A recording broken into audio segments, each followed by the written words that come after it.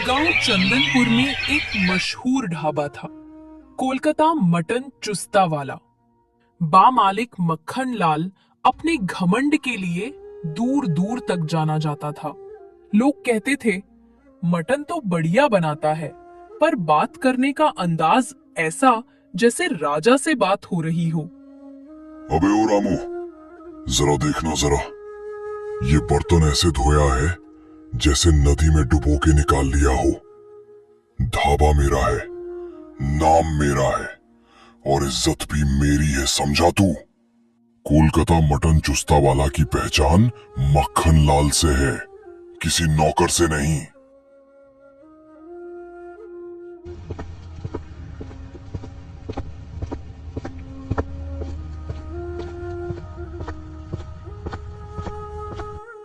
सेठ जी, आज मेरे पास थोड़े पैसे कम है, क्या मुझे आप कोलकाता मटन चुस्ता खिला दोगे?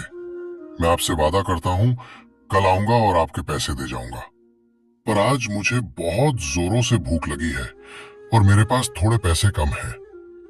कृपा करके मुझे एक प्लेट अपना मटन चुस्ता खिला दो। अरे हट रे बुड़बक, जब तेरे पास पैसे नहीं है तो क्या यहाँ भीख मांगने आया है? ये मक्खन लाल का ढाबा है, ऐसे ही यहाँ उधारी नहीं मिलती। आज नगद कल उधार। समझ में नहीं आया होगा तेरे, चल निकल यहाँ से। ऐसे ही सेठ माखन लाल ग्राहकों और अपने कारीगरों पर चिल्लाता रहता और उसी गांव में दिनेश नाम का एक सीधा साधा लड़का रहता था। शहर में पढ़ाई की पर नौकरी नहीं मिली, जेब खाली थी पर हौसला ऊंचा।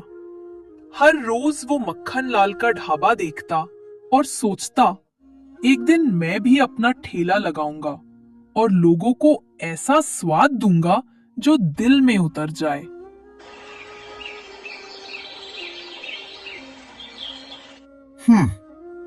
लोग कहते हैं पैसा लगाओ तो कारोबार चलता है, पर मैं कहता हूँ दिल लगाओ तो कारोबार खुद दौड़ता है। बस थोड़ा धैर्य चाहिए और मेहनत की खुशबू। पर एक बार मैं मटन चुस्ता बनाना सीख लूं बस, विनोद भैया से पूछना पड़ेगा। इतना सोचकर दिनेश तुरंत मक्खन लाल के ढाबे की तरफ निकल पड़ता है, क्योंकि विनोद मक्खन लाल का सबसे अच्छा कारीगर रहता है। इसके मसाले के दम पर आज मक्खन लाल का ढाबा चल रहा होता है। दिनेश चलते चलते मक्खन लाल के पास पहुंच जाता है और फिर मक्खन लाल से कहता है, सेठ जी, मुझे विनोद भैया से मिलना है, उनसे थोड़ी बात करनी थी। अगर आप मुझे विनोद भैया से मिला देते तो बहुत मेहरबानी होती है, क्योंकि मैं 2-3 दिन से आता हूँ और आपसे डरता रहता हूँ। पर आज हिम्मत बनाकर आपके ढाबे के पास आया हूँ, तो कृपा करे और मेरी विनोद भैया से बात करवा दीजिए। अरे तुझे क्या लगता है कि कोई यहाँ पर खाली बैठा है? चल निकल यहाँ से, जब देखो तब मुंह उठाकर चले आते हो। तुझको पता होना चाहिए, गांव से लेकर शहर तक सिर्फ एक ही ढाबा है और वो मेरा है।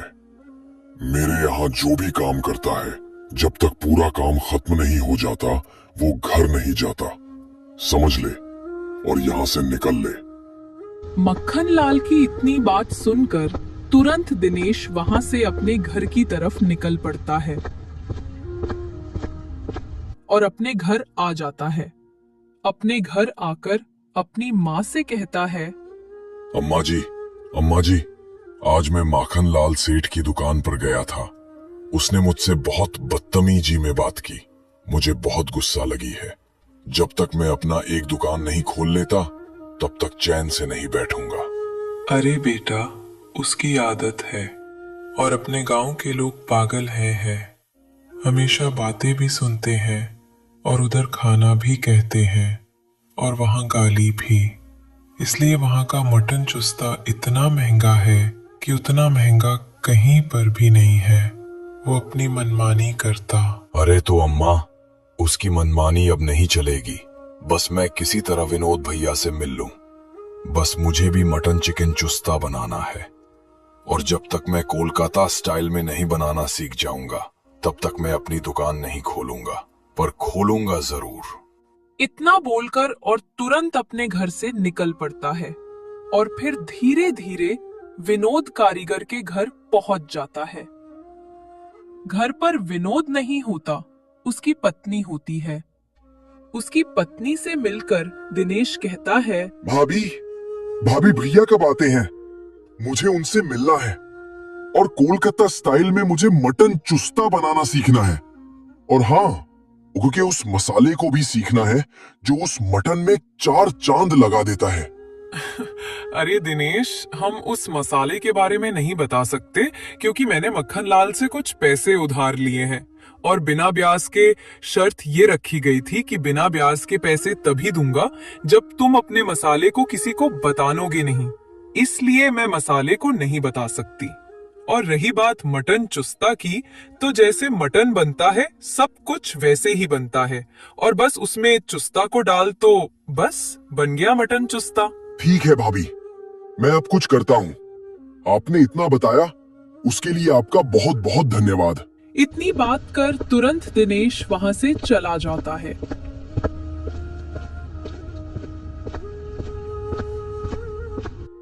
और फिर एक पेड़ के पास बैठकर सोचने लगता है। तभी घूमते घूमते हरिया काका उसके पास आ जाते हैं। और फिर वह भी उस पेड़ के नीचे बैठ जाते हैं। दिनेश को इतना परेशान देख हरिया काका दिनेश से पूछ पड़ते हैं, अरे दिनेश बेटा, क्या हो गया? इस उम्र में इतनी टेंशन क्यों लिए बैठे हो? क्या अम्मा ने तुम्हारी डॉट लगाई है या फिर कोई और बात है? काका, अब क्या बताऊं? मैंने इतनी पढ़ाई की और नौकरी नहीं मिली। फिर सोचा कोई काम कर लूं, पर कहीं भी अच्छी तरह काम नहीं मिला। तब जाकर मैं लास्ट डिसीजन लिया कि मैं एक अपना ठेला लगाऊंगा और फिर मैं उस पर कोलकाता स्टाइल में मटन चुस्ता बेचूंगा। पर मुझे ये भी बनाने नहीं आता, तो सोचा कि विनोद भैया से पूछ लूं। पर मक्खन लाल ने मुझे उल्टा सीधा बोलकर अपने ढाबे से भगा दिया। अब मैं उसका बदला लेकर रहूंगा। अरे तो इसमें इतना परेशान होने की क्या बात है? अगर तुमको ठेला खोलना है तो कल से खोल दो। पर काका, मुझे बनाना भी आना चाहिए। चलो मैं जैसे तैसे कर बना भी लूंगा, पर उसका सीक्रेट मसाला कैसे बना पाऊंगा? बस उसी के टेंशन में बैठा हूं और सोच रहा हूं। तो इसमें भी कोई बहुत बड़ी बात नहीं है। मैं तुम्हें मसाले बता रहा हूं और तुम उसे घर पर जाकर बना लेना और फिर मक्खन लाल की दुकान से उस मटन चुस्ता को लेकर आओ और उसके साथ तुम अपने घर में भी मटन चुस्ता तैयार करो और फिर दोनों को खाओ। अगर जब तुम्हारा बनाया हुआ मटन उसकी बराबरी ना कर पाए, फिर मसाले को बढ़ाओ और तब तक हेर फेर करो जब तक कि उसकी बराबरी ना कर पाए। समझ लिया या और समझाऊं? अरे काका, आपने क्या राय दिया? आज मैं तुरंत बाजार से मसाले लेकर आऊंगा और सलीम भाई से मटन और उसका चुस्ता, और फिर घर पर उसे बनाऊंगा और आपने जैसा बोला है वैसा ही करूंगा। ठीक है काका, अब मैं चलता हूँ बाजार। तुरंत वह बाजार की तरफ निकल पड़ा।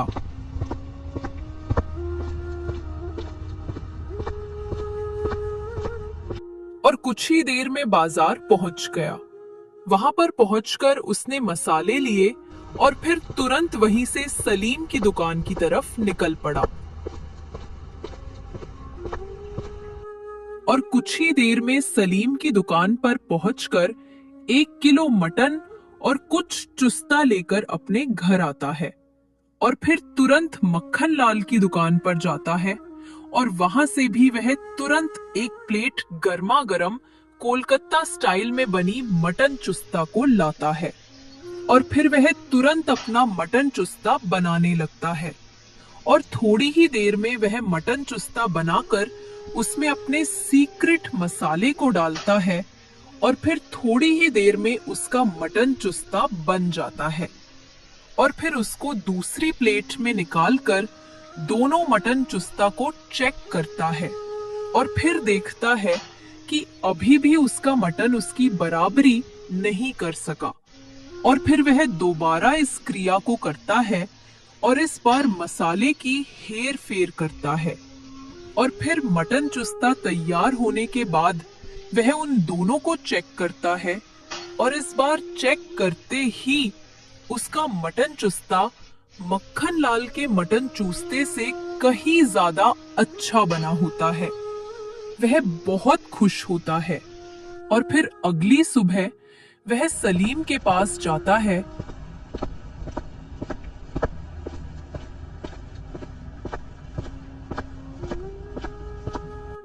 और सलीम से 5 किलो मटन और चुस्ता लेकर आता है और फिर उसे अच्छी तरह घर पर बनता है और फिर एक नया ठेला लेकर गांव के चौपाल पर लगा देता है।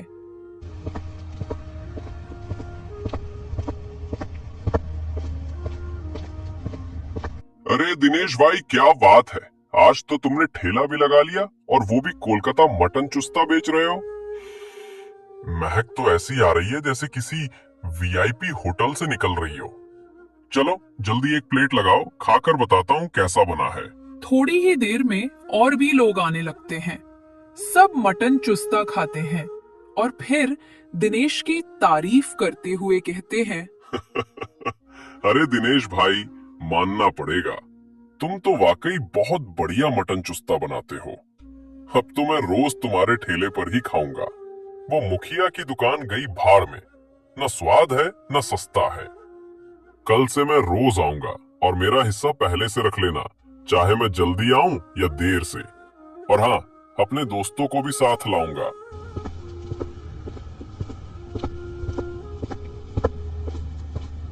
देखते ही देखते दिनेश का सारा मटन चुस्ता बिक जाता है। घर पहुंचकर जब वो पैसे गिनता है तो उसकी आंखें खुली की खुली रह जाती है। बेटा, अगर इसी तरह दुकान चलती रही तो पैसे ही पैसे हो जाएंगे। लेकिन ध्यान रखना, अगर सेठ माखन लाल को भनक लग गई तो वो जरूर कुछ करेगा। इसलिए बेटा, हमेशा चौकन्ना रहना और अपने काम से काम रखना। अम्मा, तुम फिक्र मत करो, अब जब ठेला लगा ही लिया है तो डर कर बंद नहीं करूंगा। मुझे तो बस लोगों का प्यार चाहिए। और हाँ, माखन लाल से अब कोई डर नहीं। बहुत अकड़ दिखाता है वो, लेकिन अब देखना असली स्वाद किसका चलता है। अगली सुबह दिनेश फिर सलीम की दुकान जाता है। मटन और मसाले लेकर घर लौटता है। बड़े प्यार से मसाले मिलाकर मटन चुस्ता तैयार करता है और चौपाल पर ठेला लगा देता है। पहले तो कोई ग्राहक नहीं आता, लेकिन थोड़ी देर में वही कल वाले ग्राहक अपने दोस्तों को लेकर पहुंच जाते हैं। उधर माखन लाल की दुकान पूरी तरह सुनसान पड़ी रहती है। हे भगवान, ये क्या हो गया? मेरी दुकान पर तो एक भी ग्राहक नहीं आ रहा। अगर ऐसे ही चलता रहा तो मैं तो सड़क पर भीख मांगने लगूंगा। जरूर किसी ने नई दुकान खोली है या गांव में कोई अफवाह फैली है। चलो गांव जाकर ही पता करता हूँ। गांव पहुंचकर देखता है कि चौपाल पर दिनेश का ठेला लगा है, वही कोलकाता मटन चुस्ता। ये देखकर माखन लाल आग बबूला हो जाता है और सीधा दिनेश के पास पहुंचकर कहता है, ओए दिनेश, ये क्या चाल चल दी तूने? मेरे सामने ही दुकान खोल ली और वही मटन चुस्ता बेच रहा है जो मेरा नाम था गांव में। किससे इजाजत ली थी तूने? हाँ, जवाब दे। सेठ जी, पहले तो जोर से मत बोलिए, यहाँ ग्राहक खा रही है। दूसरी बात, मटन चुस्ता कोई तुम्हारा खानदानी नाम नहीं है। जो बनाना जानता है वही बेच सकता है। मैंने किसी की दुकान छीनी नहीं, बस अपना मेहनत का ठेला लगाया है। अरे नालायक, तू मुझे व्यापार सिखाएगा? जिसे मैंने कभी अपने यहाँ बर्तन धोने नहीं दिया, वो आज मुझे टक्कर दे रहा है। तू भूल मत जा, माखन लाल नाम है मेरा। इस गांव में मटन उसी का बिकता है जिसका मैं नाम लूं। हाँ सेठ जी, सही कहा आपने। पहले मटन उसी का बिकता था जिसका आप नाम लेते थे, लेकिन अब लोगों की जुबान पर सिर्फ स्वाद रहता है, नाम नहीं। और जो स्वाद मैं बनाता हूं वो किसी की दया से नहीं, अपनी मेहनत से बनाता हूँ। बहुत अकड़ दिखा रहा है, लेकिन याद रख, माखनलाल जब गुस्से में आता है तो पूरा गांव कांपता है। कल सुबह तक तेरा ठेला यहाँ से गायब नहीं हुआ तो समझ ले तेरे मसाले भी नहीं बचेंगे। सेठ जी, धमकी देने से रोटी नहीं सिकती। आपने सालों तक लोगों से ऊंचे दाम लेकर उन्हें ठगा। अब जब कोई सच्चे दाम पर अच्छा खाना दे रहा है तो आपको तकलीफ हो रही है। चलिए, डराने से बेहतर है कि आप भी अपने मसाले सुधार लीजिए। मुकाबला स्वाद से कीजिए, धमकी से नहीं। उस दिन से चौपाल पर दिनेश का नाम गूंजने लगा। लोग दूर दूर से उसका कोलकाता मटन चुस्ता खाने आने लगे। लेकिन माखनलाल के मन में जलन का कीड़ा अब जहर बन चुका था। वो सोच रहा था, अगर दिनेश का ठेला ऐसे ही चलता रहा तो मेरा नाम मिट जाएगा।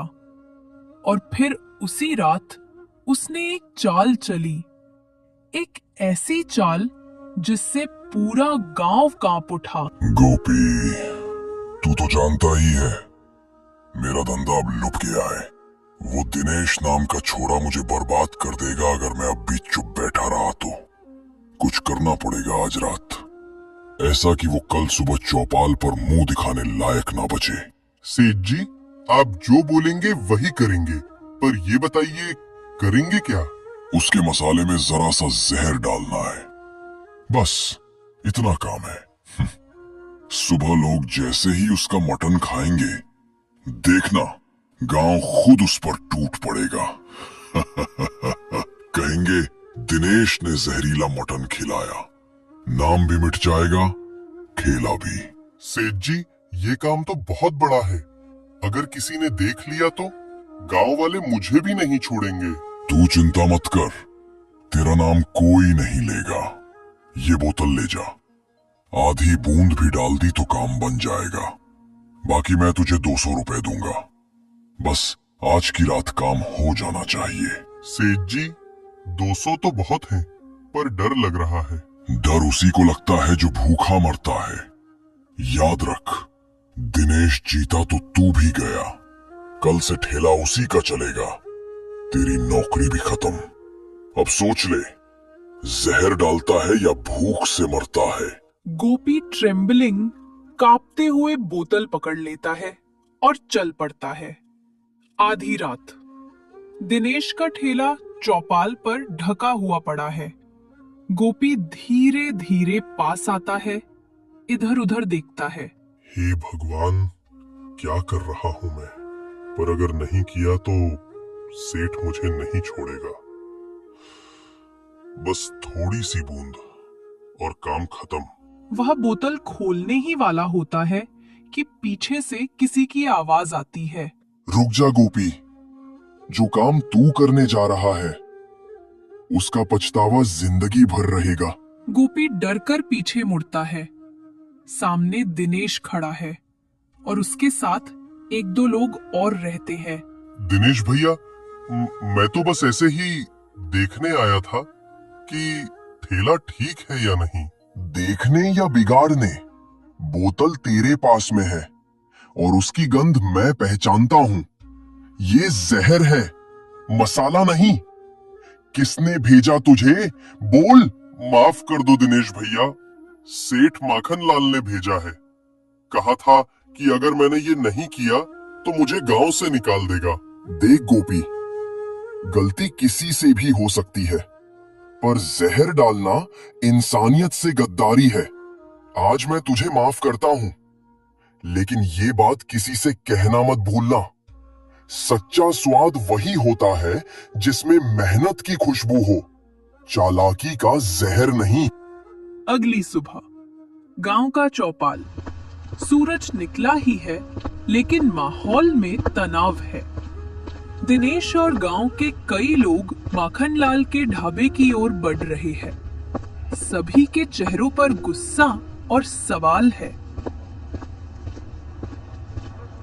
सेठ, आज तो सच बोलना पड़ेगा। क्या तूने दिनेश के ठेले में जहर डलवाने की साजिश की थी? क्या बकवास कर रहे हो तुम लोग? मैं और जहर? अरे मैं तो सीधा आदमी हूँ, अपने काम से काम रखता हूँ। मुझ पर इल्जाम लगाने से पहले सबूत तो दिखाओ। सेठ जी, सबूत तो तेरे अपने आदमी गोपी ने दे दिया है। वो बोतल भी मेरे पास है जिसमें तूने जहर दिया था। अब तू बता, क्या बोलेगा? ये भी झूठ?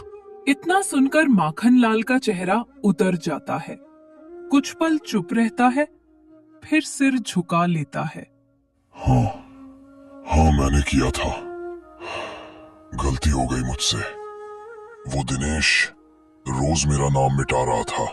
गांव में सब उसी की तारीफ करते थे।